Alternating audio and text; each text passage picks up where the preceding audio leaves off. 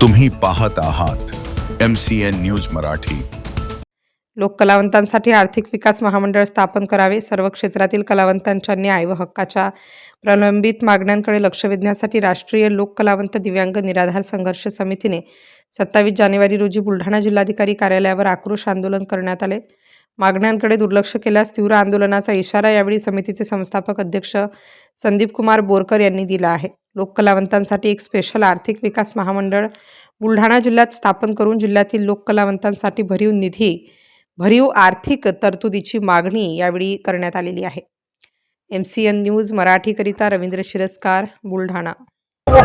आज तुम्ही मोर्चा काढलेला आहे, कुठल्या संघटनेच्या माध्यमातून हा मोर्चा, काय तुमच्या मागण्या आहेत? राष्ट्रीय लोककलावंत दिव्यांग निराधार संघर्ष समिती महाराष्ट्र राज्य या राज्यव्यापी संघर्ष समितीचं उद्या महाराष्ट्रामध्ये कलावंतांसाठी एक व्यासपीठ निर्माण व्हावं, लोककलावंतांसाठी आर्थिक विकास महामंडळाची स्थापना करण्यात यावी।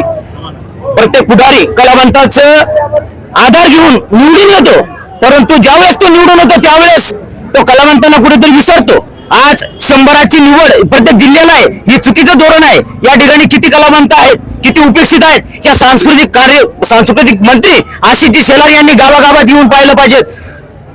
मुख्यमंत्री साहेबांनी गावागावात येऊन पाहिलं पाहिजेत। कुठेतरी कलावंताची नोंद नाही, कलावंताची नोंद ही शासन दरबारी होऊन त्यांना वेगवेगळ्या प्रकारचं व्यासपीठ निर्माण करून देणं गरजेचं आहे। आमचे कलावंत किती अपघातात वाढतात, कीर्तन सेवा देताना किती कीर्तनकार गेले, किती कलावंत गेले, परंतु त्या कलावंतांना शासनानं कोणतीही मदत केली नाही। त्या कलावंतांना 10 लाखाचा विमाही त्या ठिकाणी झाला पाहिजेत। आणि कलावंताची जिल्ह्याला 100ची निवडची चुकीची आहे, त्या कारणामुळे त्या ठिकाणी 2000 कलावंताची निवड झाली पाहिजे। आणि येत्या 3 तारखेला परत पंचायत समिती मेकर या ठिकाणी एक विषय घेऊन बेमुदत आमरण उपोषण या ठिकाणी संघर्ष समितीच्या माध्यमातून होत आहे, हे शासनानं हे निदर्शनित करण्यात यावं। त्याचप्रमाणे जिल्हाधिकारी साहेबांनी आणि जिल्हा परिषद पंचायत समिती या ठिकाणी माझ्याकडे पत्र आहेत।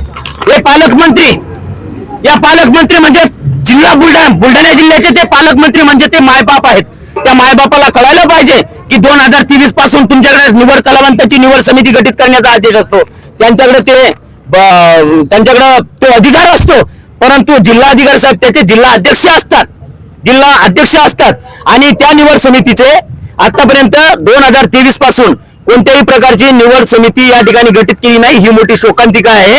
हे पालकमंत्र्याला कळायला पाहिजे आणि या निवड समितीमध्ये संघर्ष समितीच्या कलावंतांना त्या ठिकाणी आज न्याय दिला पाहिजे। आणि परत एक विषय असा आहे की त्या ठिकाणी राजकारणी लोक निवड समितीत असतात आणि कलावंत निवड समितीत नसतात, ही मोठी शोकांतिका आहे। त्या ठिकाणी पुढची भूमिका आज या ठिकाणी आंदोलन करण्यात आलं, आक्रोश आंदोलन करण्यात आलं। पुढची भूमिका एकच राहणार, या कलावंतांना जोपर्यंत व्यासपीठ निर्माण होणार नाही तोपर्यंत हा संदीप बोरकर जोपर्यंत त्याच्या शरीरामध्ये प्राण असेल, रक्त असेल, त्या प्रत्येक थेंबापर्यंत मी लढल्याशिवाय राहणार नाही। हा कलावंत रस्त्यावर संघर्ष करेल, एवढं बोलतो।